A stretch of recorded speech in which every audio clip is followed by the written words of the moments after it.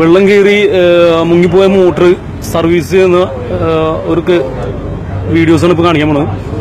എല്ലാ മോട്ടോർ പണിക്കാരും ഭയങ്കര തിരക്കിലാണ്. അപ്പോൾ നിങ്ങൾക്ക് പരമാവധി ടെക്നിക്കൽ ഐഡിയാസ് ഉള്ളവർ സ്വന്തമായിട്ട് ചെയ്ത് നോക്കാനാണ് ഞാൻ പറഞ്ഞത്. അപ്പോൾ അത് ചെയ്യേണ്ടതെന്ന് വെച്ചാൽ ആദ്യം നമ്മൾ ഈ കവറ് അഴിച്ചെടുക്കുക.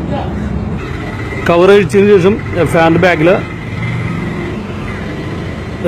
മോട്ടറിൻ്റെ ബാക്കിലെ ഫാനിൻ്റെ ക്ലിപ്പ് ആദ്യം ടൈറ്റ് നോക്കുക, അടിച്ചു ഊരി നോക്കുക.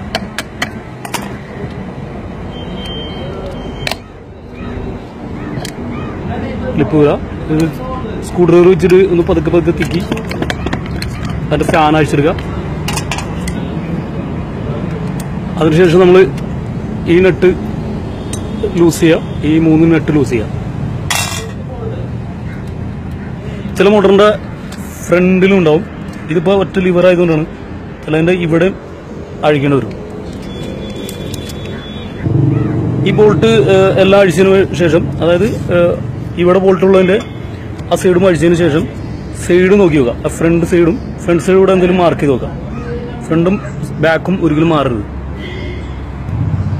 അതിനുശേഷം നമ്മൾ ആ മോട്ടർ ഇതിനെടുത്തിട്ട് ഒന്ന് പതുക്കെ കുത്താം. താഴത്തേന് കുത്തി കഴിഞ്ഞാൽ അതിൻ്റെ ആർമേച്ചറൊക്കെ ഊരി പോരും. അതിനുശേഷം കോയിൽ മാത്രമായിട്ട് നമ്മൾ എടുക്കാം. ഇത്